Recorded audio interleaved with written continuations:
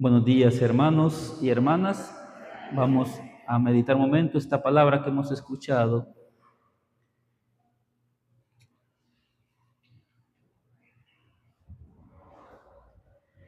Estamos celebrando esta solemnidad de Jesucristo, Rey del universo.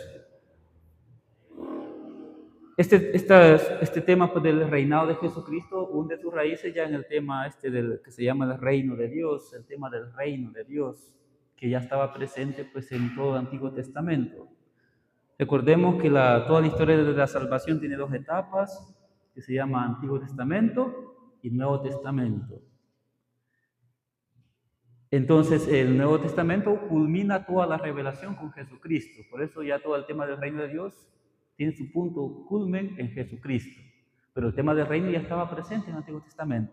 ¿Desde cuándo? El reino de Dios. ¿Qué se entiende por reino de Dios? Primero, Dios que había iniciado una historia de salvación con Abraham, y luego siguió esa historia con los patriarcas, luego se reveló a Moisés, luego funda el pueblo de Dios con Moisés, luego vendrán los profetas, y luego vendrá el tema de la monarquía, el reinado histórico, y luego pues culmina toda esa historia pues ya con la venida de Cristo, con quien se inaugura el Nuevo Testamento. Entonces, cuando Dios comenzó esta historia con Abraham, los patriarcas, pues Dios no se revela, al menos ellos no le entienden como a Dios, como el tema del reinado todavía no aparece allí. Ellos no entienden a Dios como un rey ahí todavía. Dios simplemente se revela a Abraham como el Shaddai, como yo soy el Todopoderoso, el Omnipotente. Igual, cuando Dios se le revela a Moisés como el que es, yo soy el que soy, todavía no aparece el tema del reino de Dios, que Dios es rey. Ellos no entienden esto. Luego, cuando este pueblo ya es fundado, el tema del reinado va a surgir cuando se va a fundar la monarquía. Con el rey David, primero con Saúl, luego viene David, y luego todos los reyes que vienen después. Surge ya el tema entonces, del reinado. Entonces ya los sabios, los profetas van hablando de que Dios es rey, pero teniendo presente el reinado terrestre, en este caso el reinado de Saúl, de David, de Salomón y todos los reyes que vendrán después en la historia de Israel. Este tema de que Dios es rey también estaba presente en otras religiones. ¿Vale? En otras religiones también se entiende que conciben a un Dios que es reina también. ¿vale? Pero la idea de que los reinados de la tierra, en el caso de Israel, es una cuestión novedosa, porque aquí en la revelación nos dice que estos reyes, ellos no son reyes por sí mismos. Ellos tienen que reflejar, ellos tienen que reinar en nombre de Dios. Por eso, el tema del reinado de Dios era como para legitimar el reinado de lo terrestre. Por eso a los reyes se les consideraba casi como seres divinos, porque eran los que tenían que manifestar en esta tierra lo que es el reinado de Dios, en el cielo y en la tierra. Claro, eso en ese tiempo, pues los reinados eran monarquía. Hoy pues, los gobiernos de este mundo no entenderán mucho, no se comprenderá mucho esta solemnidad, porque hoy en día los gobiernos están divididos en los gobiernos, en los estados, hay una división de poderes. Poder judicial, legislativo y ejecutivo, básicamente. Pero en ese tiempo el rey es el que manda, es el que gobierna todo. Y nada pasa por encima de la voluntad del rey. Por eso los reyes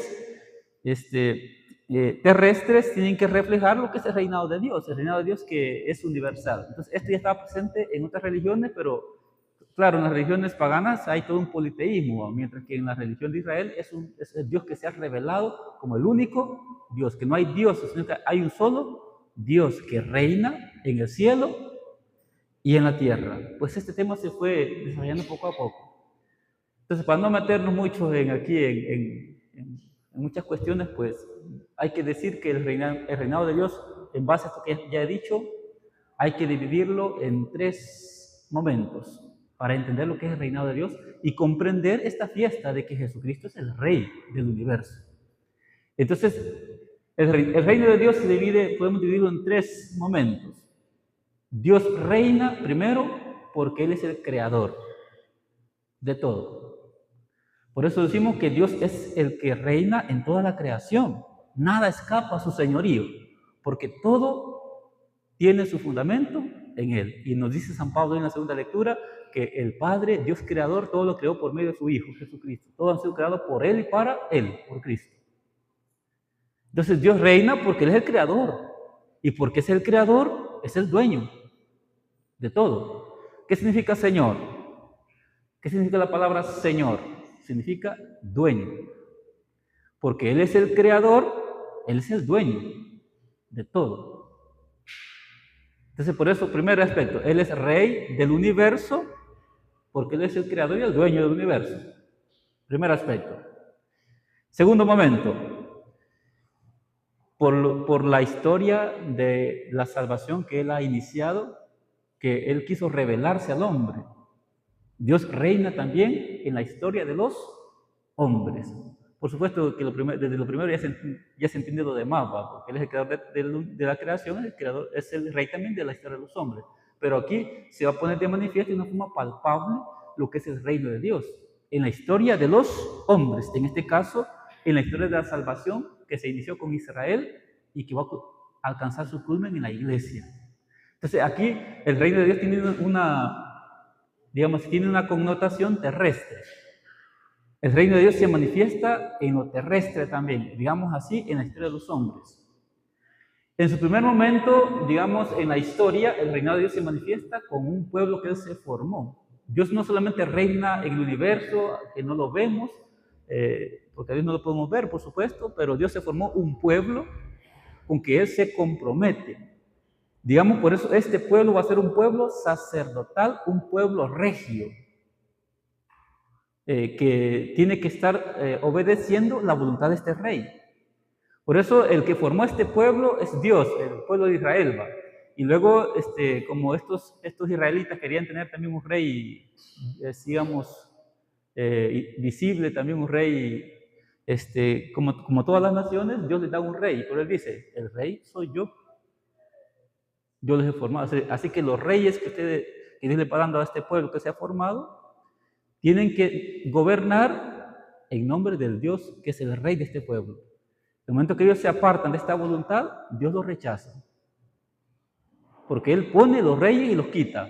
Por ejemplo, al primero que Dios puso como rey de Israel, de este pueblo que Dios se ha formado, ¿cuál fue el primer rey? Saúl. Como este rey se apartó de la voluntad de Dios, que es el rey como tal, entonces Dios lo rechazó y puso a David, de quien se dice pues que es el rey según el corazón de Dios, aunque sabemos nosotros que David también cometió dos pecados gordos, adulterio y asesinato, al mandar a matar a Urías. Pero con todo, por su arrepentimiento, su conversión, su penitencia, el rey David y su sinceridad para con Dios, se le ha convertido pues en la Biblia como el rey según el corazón. Y por eso al rey David se le van a hacer estas admirables promesas. A partir de David, Dios va a prometer un rey Mesías. Y ese rey Mesías se va a cumplir en Jesús. Aquí estoy hablando ya del reinado a nivel terrestre, a nivel histórico. Comenzó con Israel esta historia de los reinados. Dios promete un Mesías que va a ser el rey, que va a venir, que los israelitas lo van a ver, lo van a escuchar y todo. Ese es Jesús. Ya, entonces toda la historia de la salvación va a converger, va a tener su centro en Jesús. Dios que había prometido ya todo un reinado pues universal, ya los profetas hablaban de que Dios iba a venir a reinar sobre todas las naciones, pero principalmente desde su pueblo, desde Israel, iba a gobernar a todas las naciones. Y luego todas las naciones iban a venir y se iban a unir a este pueblo elegido que es Israel. Pero como nosotros vemos por la revelación y por lo que nos dice la palabra de Dios, los evangelios, de que Israel rechazó a su Mesías, entonces Dios formó un nuevo pueblo, un nuevo Israel, que se llama Iglesia. Entonces la Iglesia es el nuevo pueblo sacerdotal, es el nuevo pueblo regio, que somos nosotros. Dios reina en su Iglesia, pero ahora este Dios que dirigía a Israel, se ha hecho hombre. Sabemos nosotros, por lo que estoy diciendo, que se llama Jesús. Ahora el rey, pues sabemos Dios que es rey, ese reinado está en Jesús. Es lo que estamos celebrando ahora. Jesús es el rey, porque Él es Dios que se ha hecho hombre. ¿Y dónde se pone de manifiesto el reinado de Jesús? Pues en toda su vida pública, por supuesto. Usted lee los evangelios, usted mira que Jesucristo es rey. Jesucristo tiene el dominio de todo. ¿En qué se manifiesta el reinado? En que Jesús tiene el dominio sobre todo. Sobre el pecado, perdonando, sobre las enfermedades físicas, psíquicas, espirituales, sanando, liberando. Ese es rey. Tiene poder sobre todo.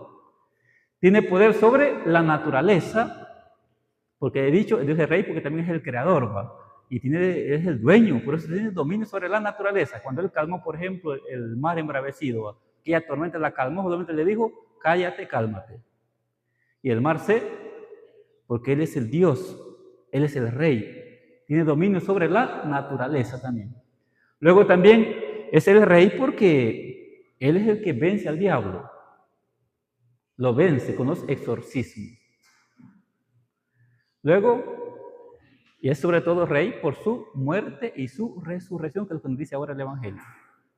Porque en su muerte y en su resurrección, allí ha puesto de manifiesto su divinidad. Ahí en su muerte y en su resurrección ha vencido a los enemigos que no quieren someterse a su reino. ¿Cuáles son los enemigos? El pecado, el demonio, el mundo y eso, las enfermedades, todo eso. Dios las ha derrotado para siempre. Entonces nosotros, digamos, entender el reinado de Dios pues significa de que nosotros tenemos que ir venciendo estos males también, ¿no? Porque mientras el mal nos aqueja a nosotros, mientras el mal profundo que se llama el pecado nos esclavice, no podemos decir todavía que el reinado de Dios está en mí. Jesucristo es rey porque Él ya venció, Él está reinando, Él es Dios, dije, porque Él lo ha creado todo y también porque Él ha vencido a los enemigos, ha vencido el pecado, la muerte, Satanás, todo lo ha vencido por su muerte y su resurrección. Aunque aquí en el momento de su crucifixión hay 3 grupos de personas que lo están insultando. ¿Va? Él en cuanto hombre se deja hasta, permite que lo desprecien, que lo insulten. ¿Quiénes lo están despreciando allí? Nos habla de 3 grupos de personas que lo están insultando cuando Él está crucificado. Él es el rey. Si supieran esta gente que es el rey de reyes, los azotes que le pueden esperar al día del juicio final. En vez de estarlo insultando, lo debería estar glorificando. Entonces, ¿cuál es el primer grupo que aparece allí? Las autoridades. Segundo grupo. Bueno, ¿qué le dicen las autoridades a Jesús?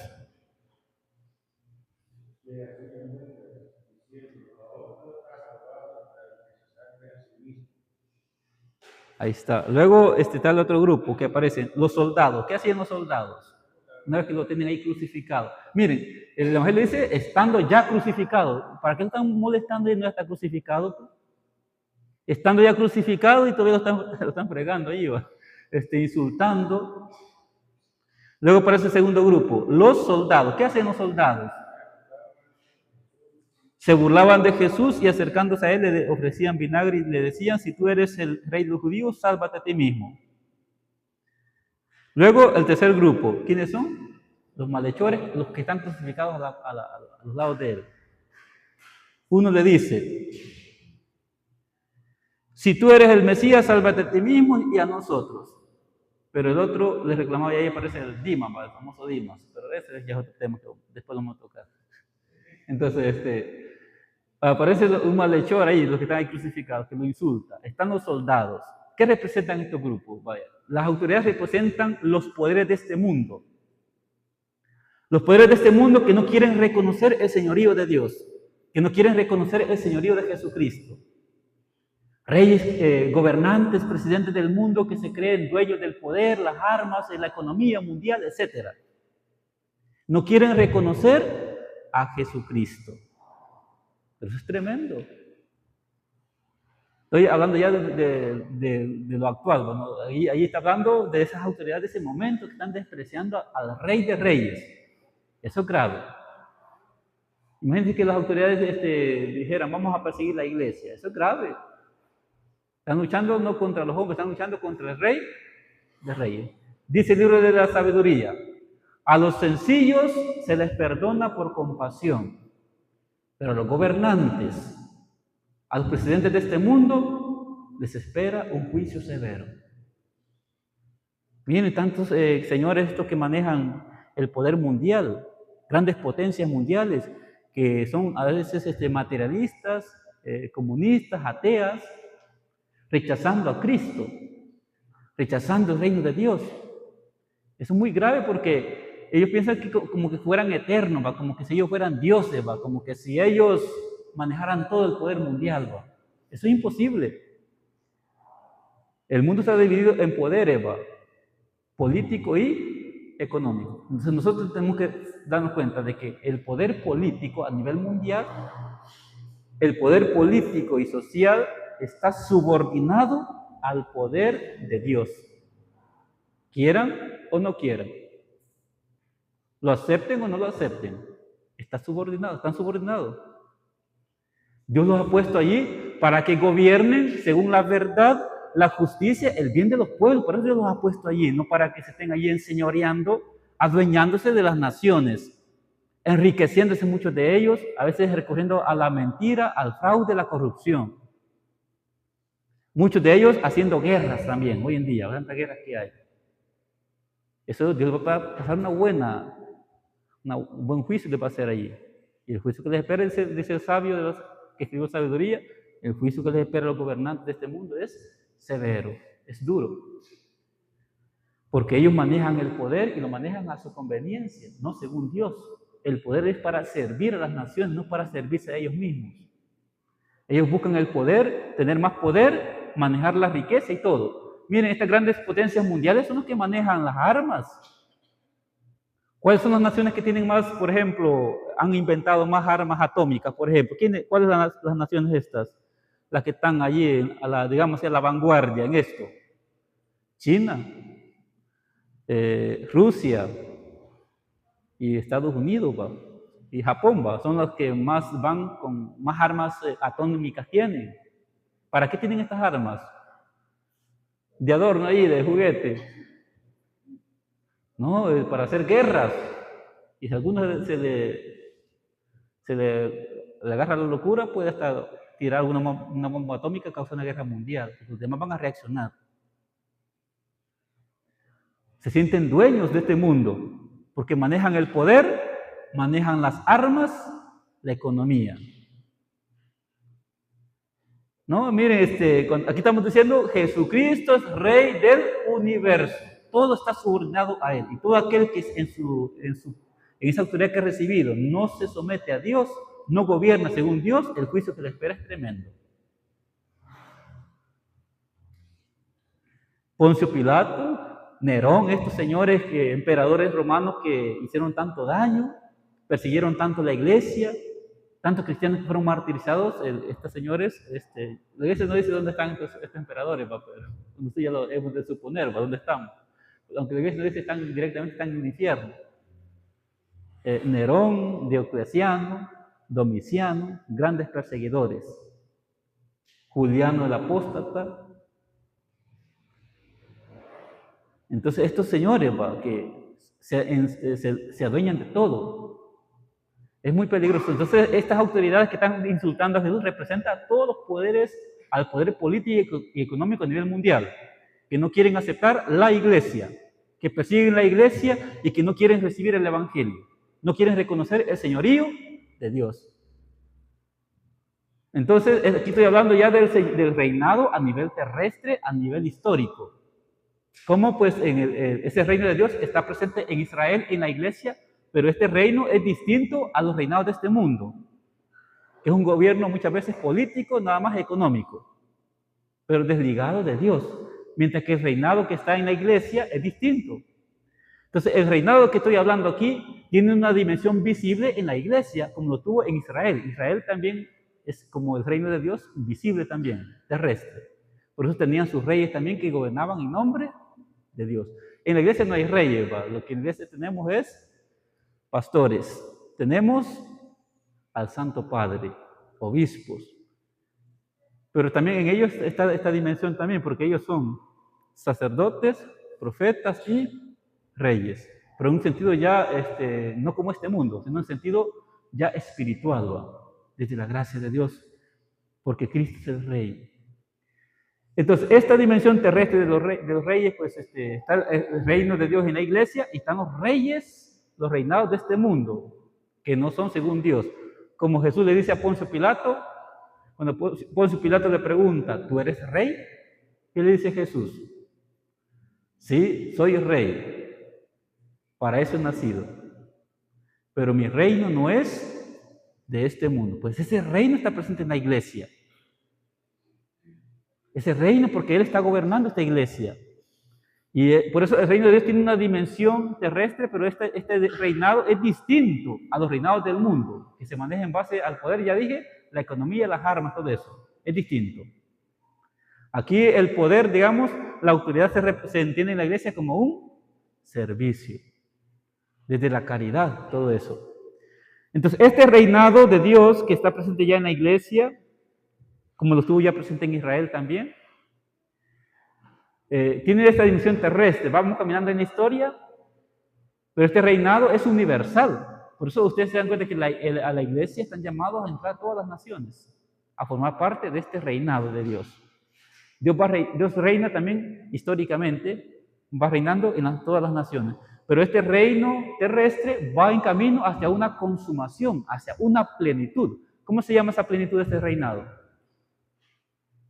¿Cómo se llama la plenitud, la culminación de este reino de Dios? ¿A dónde apunta? ¿Cuál es la meta? Porque aquí estamos en el reinado de Dios terrestre. Nosotros ya estamos en el reino de Dios. Digo porque estamos en la iglesia, que es la dimensión visible del reino de Dios en la historia, en el tiempo. Pero estamos de camino hacia una consumación, hacia una plenitud. ¿Cómo se llama esa plenitud de este reino? Cuando ya el reino de Dios sea plenamente. Yo voy a tocar este punto. Entonces, ¿cómo se llama esa plenitud de este reino? ¿Para dónde vamos nosotros? No me voy a decir que para el cementerio. ¿Para dónde vamos nosotros? Vamos para la vida eterna. Vamos para allí está, ese es el reino de Dios en plenitud. Por eso nosotros estamos ahorita en la dimensión terrenal del reino de Dios, en esa dimensión visible que está presente en la iglesia. El reino de Dios que es distinto a los reinos de este mundo, como acabo de decir. Pero vamos en camino hacia la plenitud. Esta plenitud solamente va a ser posible cuando Cristo venga ya en su segunda venida. Por eso ya el otro domingo vamos a comenzar el tiempo de Adviento, que nos va preparando para esta segunda venida de Cristo. Esta fiesta une ya al Adviento. Jesucristo, Rey del universo. Entonces, cuando Cristo venga en su segunda venida, viene luego, Él va a resucitar a los muertos, segundo, como Rey universal. Después de la resurrección viene el juicio final. Ahí van a pasar todos estos señores que sienten del mundo. Ahí van a pasar ante de reyes. Cuando ya el reino va a alcanzar su plenitud. Ahorita como que o sea, Dios respeta esta libertad y a veces nosotros hacemos y deshacemos. Dios permite que el hombre cause a veces tanto daño. El pecado del hombre está presente. Pero al final, cuando llegue este juicio final, el Rey de Reyes, que en la versión de Mateo dice que Jesucristo va a venir en la majestad de su gloria, dice, va. Como Rey, el Rey universal va a venir y todas las naciones van a ser llevadas a su presencia para ser juzgadas. Eso se llama juicio universal. Pero antes se había dado la resurrección de los muertos. Todos vamos a presentar ante Él buenos y malos para ser juzgados, porque Él es el Rey y es el juez. Rey universal y juez universal. Luego de este juicio, ¿qué viene? El fin del mundo. Son temas escatológicos, ya va. El fin del mundo, es decir, este mundo visible va a ser destruido. Como dice San Juan en el Apocalipsis, el primer cielo y la primera tierra han desaparecido. Es cuando Dios va a restaurar todo. Va a quitar todos los malvados de este mundo, la muerte va a ser destruida, Satanás va a ser precipitado eternamente al infierno, porque ahorita todavía anda libre fregándonos en la vida. Pero allí en el juicio universal va a ser precipitado eternamente al infierno. Y los malvados que lo han seguido para abajo también, con los demonios, porque no quisieron acoger a Cristo. El juicio universal. Luego viene la destrucción de este mundo, ¿va? Que se llama el fin del mundo. ¿Va? De este mundo pues visible, este mundo viejo por el pecado, la corrupción, la muerte, va a ser destruido. O mejor dicho, va a ser transformado y luego de este fin del mundo, Dios va a crear un nuevo mundo, una nueva creación que el Apocalipsis le llama cielo nuevo y tierra nueva. Ese es el reino de Dios consumado. Pero para él, lleguemos a eso no sabemos cuándo el Señor va a venir, ¿va? Pero nosotros ya estamos en el reino de Dios. La buena noticia es que ya estamos, porque Jesucristo reina en su iglesia. Aunque los gobernantes de este mundo, los poderes de este mundo no lo quieran reconocer, Él reina siempre. Él es rey siempre. Aunque el diablillo ande fregándonos ahí la vida. Aunque a veces el pecado nos haga a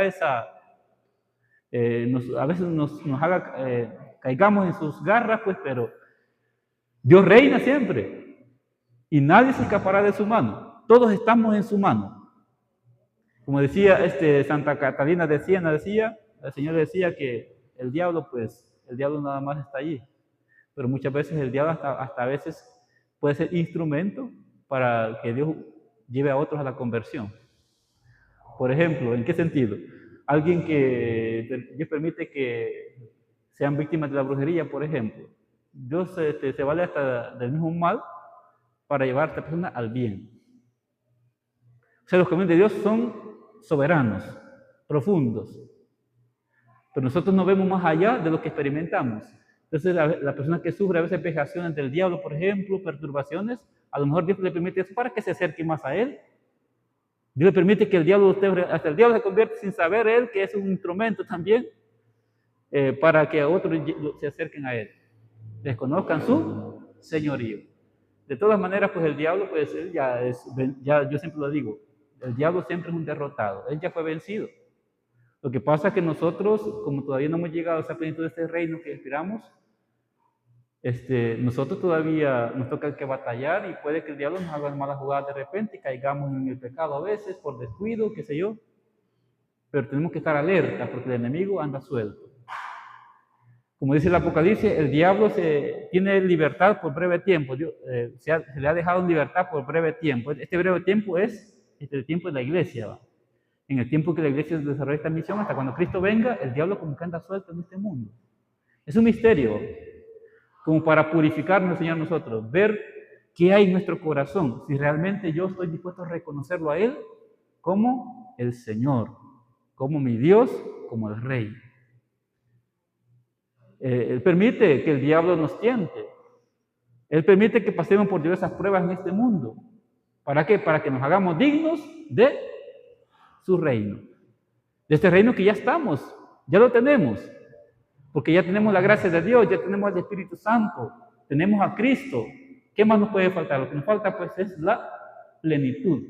Llegar a esa plenitud que se llama vida eterna. Pero yo digo, pues, lo digo siempre con San Juan, de que la vida eterna ya la tenemos también. Si usted vive en la gracia de Dios, si usted vive en el Espíritu Santo, si usted vive según Cristo, usted ya tiene vida eterna en este mundo. Lo que faltará es que ya cuando nos muramos solamente vamos a cerrar los ojos, vamos a despertar y lo vamos a ver el cara a cara. Eso va a faltar nada más. Porque la vida eterna ya está aquí. Solamente que aquí en este mundo nosotros no podemos ver a Dios con nuestros ojos corporales porque llevamos tantas cosas todavía que el Señor va purificando. Con los sufrimientos, las enfermedades, las pruebas de este mundo, Dios va purificando el corazón. Y hay que ofrecer todo eso al Señor, nuestras dolencias, las enfermedades, para que Él vaya transformándonos y así llegar a esa plenitud de ese reino, porque Él reina siempre. Dios reina. Este reinado de Dios, pues, que es distinto a este mundo, como dice aquí, vamos a decir algunas notas que tiene este reino. ¿Cómo es el reino de Dios? ¿Qué notas tiene? Aquí está en la plegaria. El reinado de Jesucristo es distinto a este mundo, ¿no? Hemos dicho. ¿Y qué notas tiene? ¿Qué cualidades de este reino son? Dice, es un reino, primero, es un reino eterno y universal. El reino de Dios es eterno, universal. El reinado de Jesucristo es eterno. Aunque muchos no lo quieran reconocer, pero al final de cuentas, pues ya van a ver lo que, si no lo reconocen a tiempo, allá lo van a reconocer. Entonces, su reinado es eterno y universal. Es un reino de la verdad y de la vida. Aquellos que viven en la mentira, pues que viven en la muerte del pecado, tienen que convertirse. Segundo, es un reino de la santidad y de la gracia. Por eso, para entrar a este reino de Dios, estoy diciendo aquí que se nos exige el requisito, la condición para entrar a este reino, ¿cuál es? La conversión, la gracia, vivir en santidad. Por eso, mientras el pecado nos domine, mientras el diablo nos esclavice, mientras el mundo me enrede, todavía estoy lejos de hacer mío este reino, de serme digno de este reino. ¿Qué más tiene este reino? Es reino de la justicia, del amor y de la paz. Todos aquellos que son injustos, ya dije, los poderosos de este mundo, los gobernantes que cometen tantas injusticias, tantas maldades, tienen que convertirse, si no van a quedar fuera de este reino. Reino del amor, personas que alimentan odios, resentimientos, rencores en su vida, están lejos de este reino. Reino de la paz que cumen de todo, la paz que ya entrar a esa plenitud de la vida eterna. Entonces ven las cualidades de este reino. Entonces no es tan fácil, yo acabo de decir que nosotros ya estamos en este reino. Jesucristo de alguna manera pues ya reina en nuestra vida porque creemos en Él, hemos recibido su evangelio y tratamos de vivir según su voluntad. Sí, ya estamos en este reino. Pero una cosa es estar en el reino, otra cosa ya estarlo en plenitud.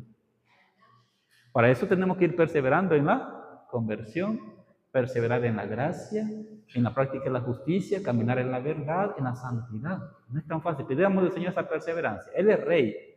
Entonces, Él que ha vencido el pecado, la muerte, Satanás, gobierna sobre todo, sobre la historia de los hombres, sobre la creación.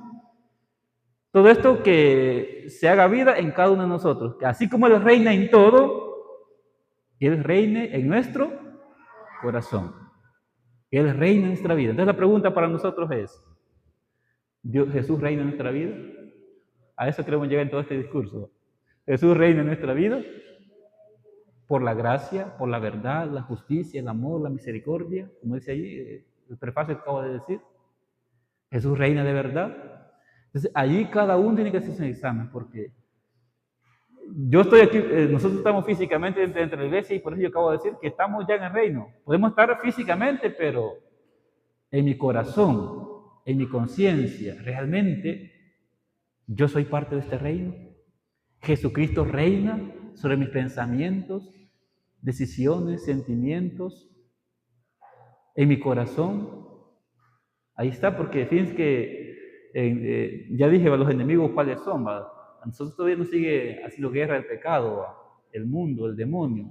Entonces, si yo me examino sinceramente ante Dios, yo tengo que ser sincero, las cosas que tengo que ir quitando todavía, para que el reino de Dios sea en mí una realidad. Porque ya dije, si yo vivo en pecado, el pecador que vive enredado en el pecado, pues tristemente es para su desgracia. El malvado que persevera en su maldad, es para su desgracia. Él no está labrando su desgracia. El injusto, el odioso, las personas poderosas que hacen lo que quieren con lo que tienen en sus manos, es para su desgracia. Porque Dios siempre es Rey. Jesucristo siempre es Rey. Y lo tremendo es que nosotros pues no queremos que nos den allá pues un castigo, o que nos vayan a mandar para abajo. Entonces este reino que ya está entre nosotros, que vamos en camino hacia la consumación, hagámonos dignos, hagamos este camino, para que cuando nos presentemos allá ante el juez, ante el Rey de Reyes, que es Jesús mismo que va a hacer el juicio universal, no tengamos miedo, porque ya nosotros en esta vida nos hemos hecho dignos de este reino, viviendo en santidad, en la gracia, en la verdad, practicando el amor, la misericordia, etc. Entonces eso hagamos, y veremos que no vamos a temer la venida de Cristo, no vamos a temer el juicio universal. El Señor vamos a salir al encuentro del Señor contentos porque Él nos va ya a dar la vida eterna. Esa vida que de alguna manera pues ya la tenemos, ya la pregustamos en esta vida. Entonces, esa es la conclusión, que Jesucristo reine en nuestra vida, que Él reine en nuestros corazones. Hagamos ese camino porque Jesucristo está ya con nosotros y Él nos ha entregado ya su reino. Que así sea.